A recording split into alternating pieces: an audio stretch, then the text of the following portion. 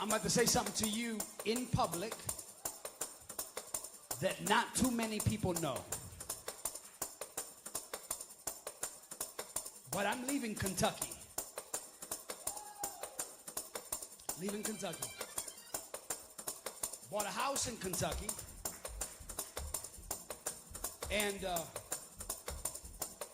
the house, I've only lived in it for 2 years. So I got the realtor, and he said, you've only lived in the house for 2 years. I'm not sure if you're going to make any money back from it. I said, okay. I want to sell it nonetheless. There's a specific timeline that I'm going to leave by. And I was concerned about the house. I was also concerned about some financial things in order. My house, since I decided to leave, in a year, went up $30,000.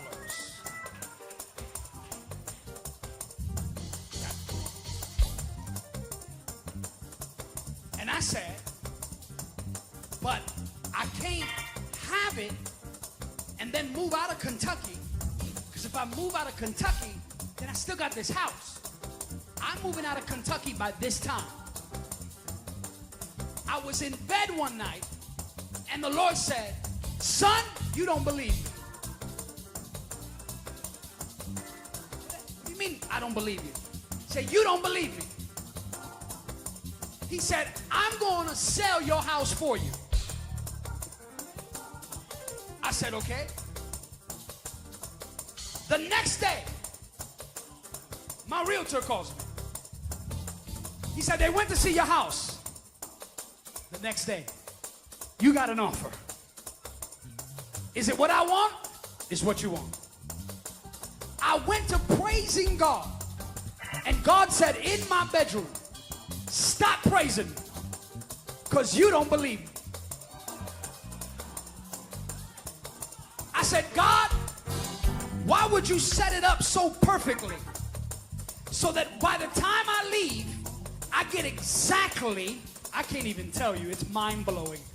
Not only from the house, I get exactly what I want. God said, you know why I'm doing this? I said, because you love me. He said, I love you, but I'm not doing it because of this. He said, I'm doing it.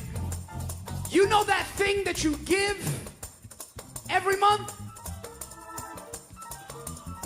Above your tithe and your offering, that nobody knows,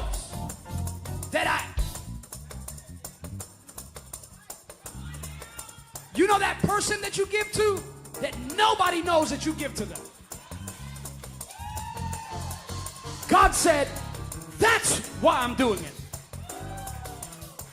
Because if you're faithful in the little things, oh, I ain't got nobody here. I'll make you master. That is what it means to avail much in 2025. If you can't handle the little stuff, God can't trust you with the big stuff. Who am I talking to in here? That God wants to oh my God. God wants you to handle the little stuff before he gives you. That went over their head. All right, hold on. He didn't do it because he loved me, even though I know he loves me. He didn't do it for me because I was anointed, even though I know I'm anointed. He did it because of this one thing that nobody knows that I do. You don't even know. I just told you the story, but I will never share. But it's that one thing that nobody knows that God knows. And he said, because of that, I'm going to make sure I take care of you. Because if you're faithful in the... I'll make you ruler over me. Let me do two things as I close. Then I got to get back on a plane. Two things as I close. I want you to close your eyes right there where you are.